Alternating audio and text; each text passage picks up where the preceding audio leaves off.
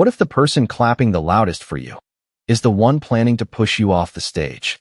I want you to remember that question, because by the end of this story, you will understand exactly what it means. My name is Maya. For 6 years, I worked at a marketing agency called Vertex Media. It wasn't a huge company, but it was mine. I had built my career there from nothing, from being an intern who fetched coffee to becoming the head of the entire content strategy team. I trained new hires. I fixed broken campaigns. I stayed late so many nights that the office security guard knew my name better than some of my own coworkers did. And in my 3rd year there, someone new joined the team. Her name was Priya. She was smart, funny. She laughed at all my jokes, even the bad ones. She brought me coffee on hard mornings.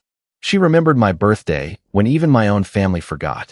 Within a few months, Priya wasn't just a coworker. She was my best friend at work, maybe even outside of work too. I taught her everything. Every shortcut I had learned the hard way, I handed to her freely. Every client relationship I had spent years building, I introduced her to, proudly, like a mother showing off her child to the world. This is Priya, I would say. She's going to go far. I had no idea how right I was. And I had no idea how far she was willing to go to get there. For 3 years, we were inseparable. We had lunch together every single day.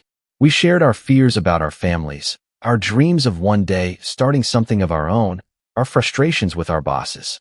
I trusted her with things I hadn't even told my own sister. Looking back now, I realized something that breaks my heart a little. Every secret I shared with her wasn't just a moment of friendship. It was information. And somewhere along the way, without me ever noticing, she had started collecting it. There was a promotion coming.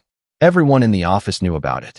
The senior director of strategy was retiring, and there was one open seat at the top.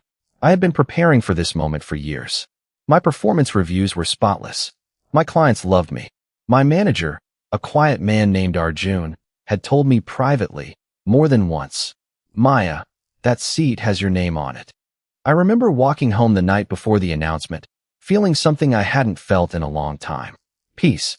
I felt like all those years of sacrifice were finally about to be rewarded. I told Priya everything that night, over the phone, laughing, almost crying with relief.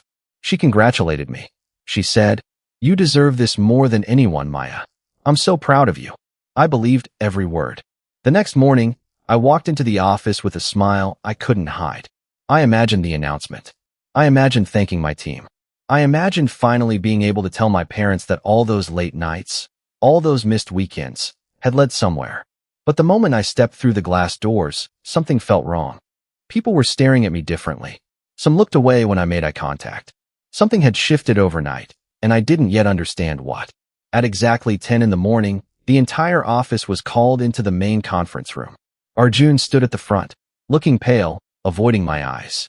And beside him, standing tall, wearing a new blazer I had never seen before, was Priya. "I'd like to announce," Arjun said slowly, "that Priya will be stepping into the role of Senior Director of Strategy." The room went quiet.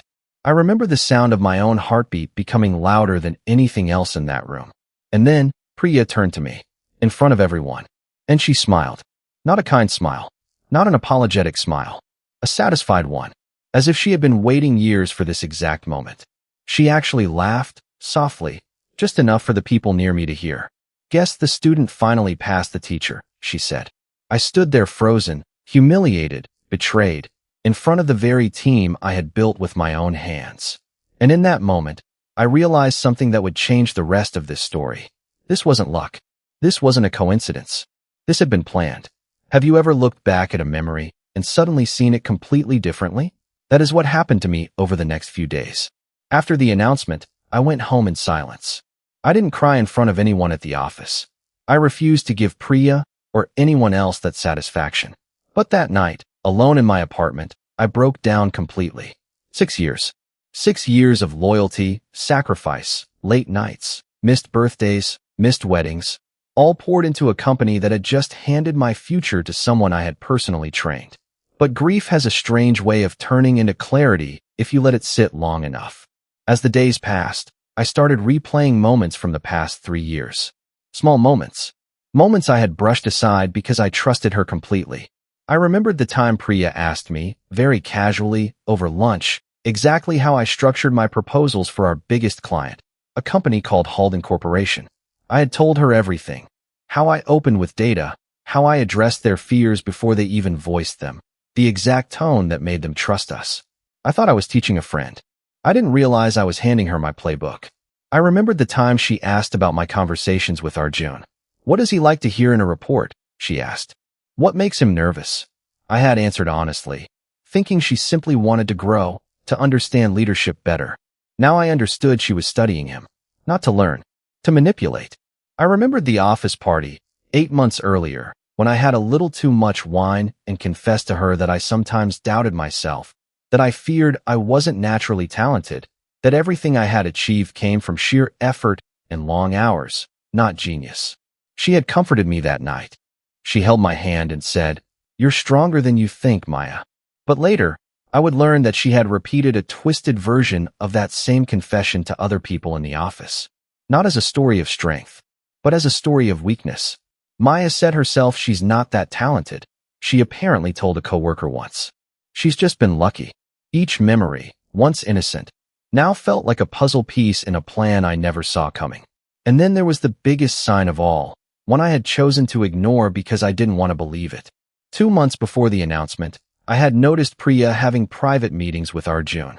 Long meetings, behind closed doors, more frequent than mine. When I asked her about it, she laughed it off.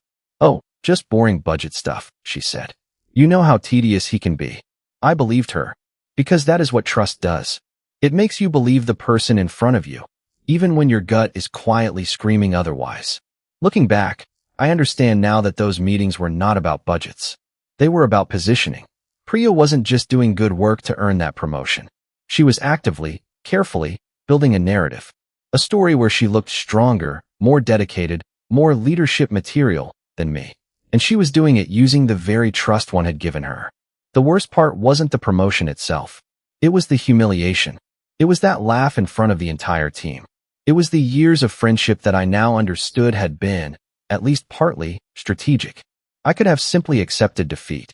Many people in my position would have quietly resigned, taken the emotional hit, and moved on to another company, carrying the wound quietly for years. But something inside me refused to let this be the end of my story. Because here is the truth about betrayal. It doesn't just steal your opportunity. It tries to steal your voice. It tries to convince you that speaking up, fighting back, standing tall again, is somehow beneath you. I decided, that night, staring at my ceiling at 2 in the morning, that I would not let this be the final chapter. I did not yet know how. I did not yet have a plan. But I knew one thing with absolute certainty. This was not over. The days after the announcement were some of the hardest of my professional life. Not because of the workload, because of the performance I had to give every single day, pretending I was fine. I want you to imagine walking into an office where everyone now reports, in some way, to the person who took your dream from you. Imagine sitting in meetings where she now sits at the head of the table, in the seat that used to almost feel destined for you. Imagine watching her use phrases you taught her, strategies you built, confidence you helped shape, all now credited entirely to her own brilliance. Priya, now senior director, wasted no time settling into her new authority. She restructured a few of my responsibilities, technically to streamline processes, but in reality to slowly narrow my influence. She began CCing Arjun on emails she used to send only to me. She started taking credit, subtly but unmistakably, for ideas we had developed together over the years. And worst of all, she started acting the same warm, familiar way toward me in public, as if nothing had happened. "Maya, can you help me understand this campaign the way you used to explain things?" She would ask sweetly in meetings, knowing full well the entire room was watching, knowing the message it sent. The message was clear. I am now in charge, and even she still needs your help, but only when I allow it. Some of my closest coworkers noticed the shift. A colleague named Ravi, who had worked beside me for years, pulled me aside one afternoon. "Maya, are you okay? This doesn't seem fair. What happened?" I forced a smile and said I was fine. I said I respected the company's decision, and that Priya deserved the chance to prove herself. Inside, every word felt like swallowing broken glass. At home, I wasn't eating properly. I wasn't sleeping. I would lie awake at night, replaying that moment in the conference room over and over, hearing her words again. Guess the student finally passed the teacher. But somewhere in those sleepless nights, something inside me began to shift. The sadness slowly started transforming into something sharper, something with more purpose. I remembered something my grandmother used to tell me as a child. She said, "Maya, when someone underestimates you, don't argue with them. Let them keep underestimating you. That is your biggest advantage." I decided to take her advice seriously for the first time in my adult life. I stopped trying to convince people that I deserved the promotion instead of Priya. I stopped defending myself in quiet office conversations. Instead, I started watching. Carefully, quietly, patiently. I began paying close attention to how Priya operated now that she had power. And what I discovered, slowly, over the following weeks, disturbed me deeply. She was taking shortcuts. She would present strategies to clients that sounded impressive on the surface, but lacked the depth and preparation that had always been the true engine behind our success. She was relying heavily on my old templates and frameworks, tweaking them just enough to claim originality, without truly understanding why they worked in the first place. More importantly, I began noticing something in her communication with Arjun. Small inconsistencies, reports that didn't quite match the real numbers, client feedback that she summarized a little too generously in her own favor. I didn't yet know exactly how I would use this information, but I understood something crucial. The very qualities that had made me valuable for 6 years, my attention to detail, my discipline, my quiet observation, were about to become my greatest weapons. Priya had taken my title, but she could not take my instincts. She could not take the years of experience that told me exactly where the cracks in her foundation were beginning to show. And cracks, if you watch closely enough and wait patiently enough, always eventually break. 3 months after Priya's promotion, our biggest client, Halden Corp, requested an emergency meeting. Their quarterly numbers had disappointed their own leadership, and they wanted answers about the marketing strategy Vertex Media had been running for them. This was the account I had personally built over 4 years. I knew every detail of their business, their fears, their goals, their history. Priya knew the surface. I knew the roots. Arjun asked Priya to lead the client call, naturally, since she was now senior director. I was asked to simply support from the background, sending her data if she needed it. I agreed calmly. Too calmly, in Priya's eyes. I think she expected resistance. Instead, I smiled and said, "Of course. Let me know what you need." What she didn't know was that I had already begun quietly rebuilding a private file. Not to sabotage her. Not yet. But to protect myself and to understand the full picture of what was actually happening behind the scenes. The client call did not go well. Priya, confident as always, presented the strategy using data that was slightly outdated, numbers that painted a rosier picture than reality. When Halden Corp's marketing director asked pointed questions about the declining engagement in one specific campaign, Priya hesitated. She gave a vague, generic answer, the kind that sounds fine to someone unfamiliar with the account, but immediately raises red flags to someone who knows the client deeply. I was on the call, muted, listening. I could sense the tension rising on their end. And I could sense something else too. Fear, creeping into Priya's voice, just barely noticeable, but unmistakable to someone who had worked beside her for years. After the call ended, Arjun messaged me privately. "Maya, can we talk for a few minutes?" We spoke in his office, door closed. He looked exhausted, older somehow than he had 3 months earlier. "Halden Corp is unhappy," he said. "They specifically asked why you weren't leading the account discussions anymore." I stayed calm. I didn't criticize Priya. I didn't say a single negative word about her leadership. Instead, I simply said, "I'm happy to help in whatever way is useful for the client relationship." It was a small moment, but it was an important one. Because in that moment, without attacking anyone, without raising my voice, without playing the victim, I planted a seed. A seed that reminded Arjun, gently and professionally, of exactly who had built that client relationship in the first place. Over the following weeks, more cracks began appearing. Another client complained about inconsistent messaging. A campaign Priya had rushed to launch without proper testing underperformed significantly, costing the company a noticeable dip in monthly revenue from that account. Priya, feeling the pressure mounting, made a decision that would ultimately become the biggest mistake of her career. She began quietly taking even more credit for past successes that were, in reality, entirely mine. in an attempt to reassure leadership of her competence. In one internal report, she directly claimed to have originally developed the very campaign framework I had built 2 years before she even joined the company. I found this out through Ravi, who had been asked to help compile historical performance data for a leadership review. "Maya," he said quietly, showing me the report, "isn't this your framework? Why does it say it was her idea?" I looked at the document for a long moment, and for the first time since the day of that humiliating announcement, I felt something other than sadness rise inside me.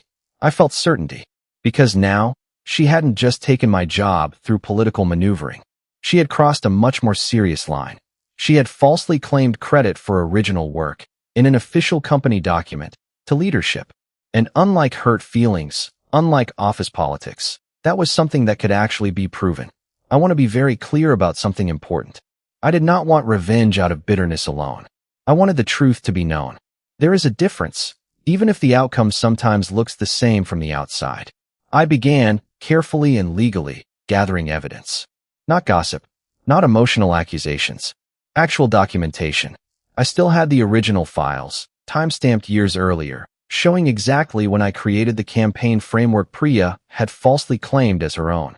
I had old email threads where I had explained the strategy to her, step by step, back when she was still new and eager to learn. I had internal shared drive records showing the creation dates of every major document. I also began quietly documenting the pattern of client concerns, not by spreading rumors, but by simply saving copies of official client feedback emails, meeting notes, and performance reports, all through appropriate, transparent channels I had access to as part of my role. Ravi, without me even asking directly, began quietly supporting me too. He had worked with both of us for years, and he clearly saw the injustice unfolding. "I don't want to get in the middle of office drama," he told me one evening, "but I'm not going to lie if someone asks me who actually built that strategy." I appreciated his honesty more than he probably realized. Meanwhile, Priya's behavior started to shift in a way that revealed her own growing anxiety. She became more controlling in meetings, more dismissive of feedback, quicker to blame external factors, market conditions, client difficulty, team execution, whenever something underperformed. The confident, warm mask she had worn for years around me was slowly cracking under real pressure. One afternoon, she called me into her new office, the same office that, months earlier, I had imagined would one day be mine. "Maya," she said, trying to sound casual, "I've noticed you've been quiet lately. Is everything okay between us?" I looked at her calmly. "Everything is fine, Priya. I'm just focused on doing my job well." She studied my face for a moment, clearly searching for some sign of resentment she could address, some emotional reaction she could manage or manipulate. But I gave her nothing. Just calm, professional neutrality. That neutrality, I would later realize, unsettled her far more than anger ever could have. A few days later, an opportunity arose that I had not planned, but immediately recognized. Vertex Media's parent company announced they would be conducting an internal audit of major client accounts and department performance, standard procedure following a noticeable dip in overall client satisfaction scores over the past 2 quarters. Every senior leader would need to submit detailed documentation showing the origin, execution, and results of major strategies under their leadership. This was not something I orchestrated, but it was something I was fully prepared for. Because while Priya scrambled to gather vague justifications and inflated summaries, I quietly organized clean, time-stamped, factual evidence, showing precisely who had built what and when. The truth, I realized, doesn't need to be shouted. It simply needs to be organized and given the right moment to be seen clearly. And that moment was coming faster than either of us expected. The internal audit was led by a small team from the company's regional headquarters, along with an external consultant brought in specifically to review department performance objectively. This was bigger than a simple internal review. Leadership positions, including Priya's, were being evaluated for long-term suitability. Arjun, visibly stressed by the pressure from above, asked both Priya and me to prepare separate documentation of our roles in the major client accounts over the past 3 years to be submitted directly to the audit team. Priya's presentation, when the day came, was polished on the surface. Confident tone, professional slides, impressive language. But when the external consultant, a sharp, no-nonsense woman named Ms. Kapoor began asking specific questions about the origin of certain frameworks and the timeline of certain strategic decisions. Priya's answers grew increasingly vague. Can you walk us through exactly when this particular content framework was first developed? Ms. Kapoor asked, referring to the very system I had created years earlier. Priya hesitated. It was developed collaboratively, over time, as part of our team's evolving strategy, she said carefully. Ms. Kapoor nodded, making a note, but her expression suggested she wasn't fully satisfied with the vagueness of that answer. Then it was my turn. I walked into that meeting with something Priya did not have. Clarity, evidence, and calm confidence, built not from arrogance, but from simple, undeniable truth. I presented a clear timeline. I showed the original documents, time-stamped years earlier, long before Priya had even joined the company. I showed the email threads where I had personally trained her on these exact systems. I showed client feedback reports demonstrating consistent results throughout my direct leadership of these accounts. I did not, at any point, directly attack Priya. I did not say she lied. I did not raise my voice or express anger. I simply, calmly, presented facts, allowing the evidence to speak entirely for itself. Ms. Kapoor looked through the documents carefully, then looked up at me. This is very thorough, Maya. Thank you for such clear documentation. After the meeting, Arjun pulled me aside, his face pale with a complicated mixture of relief and concern. Maya, this audit is going to reveal some serious inconsistencies.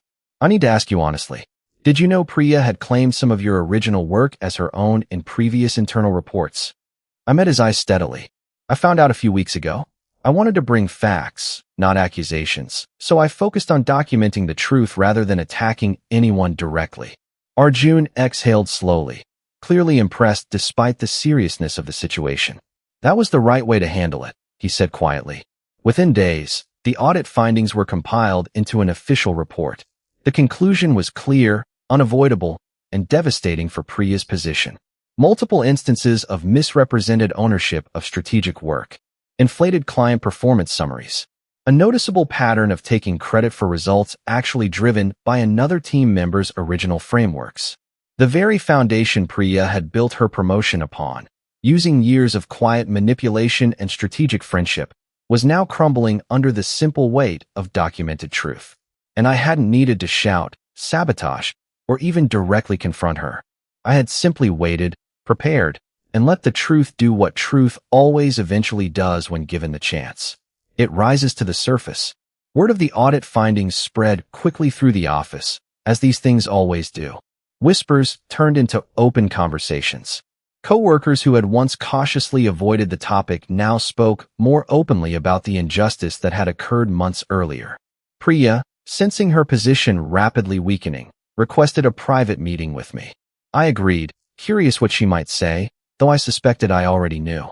We sat in a small meeting room, the same kind of room where, years earlier, I had patiently taught her everything I knew, believing I was building a genuine friendship and a future work partnership. Maya, she began, her voice noticeably less confident than it had been in months. I know things have been complicated between us. I stayed quiet, letting her continue. I want you to know, she said, that I never meant to hurt you personally. I wanted this so badly, and you made it look so easy.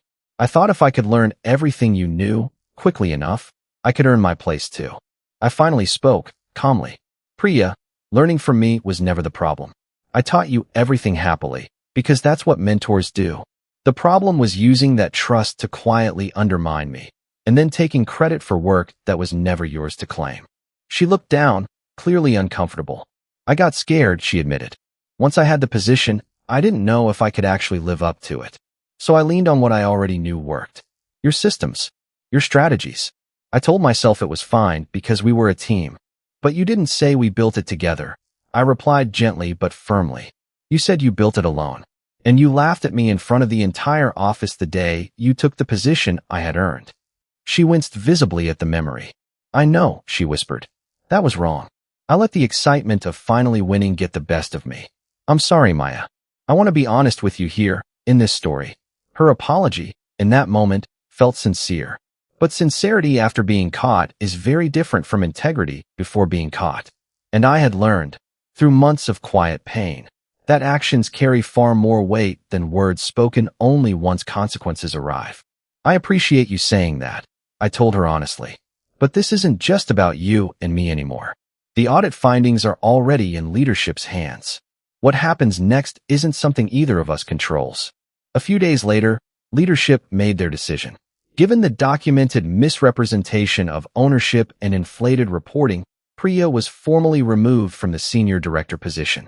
She was not immediately terminated, out of consideration for her overall contributions and the improvement plan she agreed to, but she was demoted back to her previous role, with a clear formal note in her record regarding the misconduct. And the open senior director position, once again vacant, was offered to the person leadership now recognized as the true architect behind years of the department's success. It was offered to me. I remember walking into Arjun's office to formally accept the promotion, almost exactly 6 months after that painful day in the conference room. The irony of the timing wasn't lost on me. Maya, Arjun said, extending his hand, I owe you an apology too. I should have looked closer at the situation months ago, instead of trusting surface-level reports. You believe the information in front of you, I said. I understand that. What matters now is that the truth eventually became clear. He nodded. You handled this with more grace than most people could have. You didn't attack her. You didn't spread rumors. You simply prepared the truth and let it speak for itself. That says a lot about your character, not just your skill. I felt something settle inside me in that moment. Not just victory, something deeper. Vindication, earned honestly, without needing to become someone I wasn't proud of in the process. The following Monday, the company held another announcement meeting, this time to formally introduce me as the new senior director of strategy. The same conference room, the same team gathered around. But this time, the atmosphere felt entirely different. There was no laughter meant to humiliate anyone, just quiet respect, and for many of my co-workers, visible relief that fairness had finally been restored. Priya was present too, sitting near the back of the room, noticeably humbled. When our eyes met briefly, she offered a small, genuine nod, not the satisfied smirk from months earlier. Something closer to quiet respect, mixed with regret. I won't pretend that everything between us healed perfectly after that. Trust, once broken so deeply, rarely returns to exactly what it once was. But over the following months, we settled into a professional, respectful working relationship. She remained on the team, working hard to rebuild her credibility through honest effort rather than manipulation. And slowly, genuinely, she did begin to earn small pieces of trust back, not through charm this time, but through consistent, transparent work. As for me, stepping into that role finally, after everything I had endured, felt different than I imagined it would when I first dreamed of that promotion months earlier. It didn't feel like triumph over another person. It felt like alignment, like finally standing exactly where years of honest effort had always been quietly leading me, regardless of the detours someone else had tried to force into my path. I think about this experience often, even now, and I want to share with you the deeper lesson I carry from it, because I believe it applies far beyond office politics or career promotions. Betrayal from someone close to you cuts deeper than betrayal from a stranger, because it doesn't just hurt your present. It makes you question your entire past.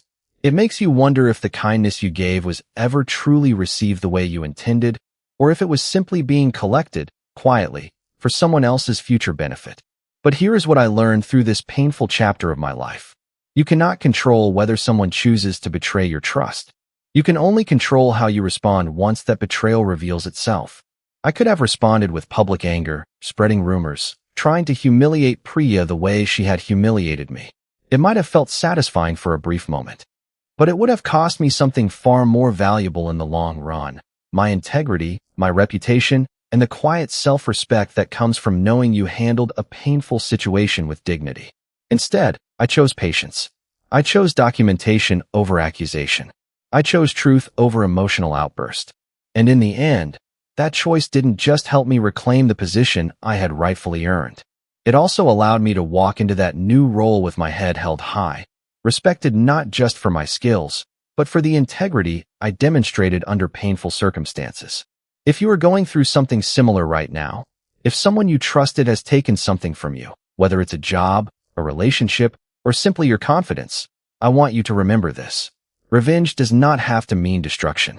Sometimes the most powerful revenge is simply reclaiming the truth, calmly, patiently, and undeniably, until the people who doubted you are forced to see clearly exactly who you always were.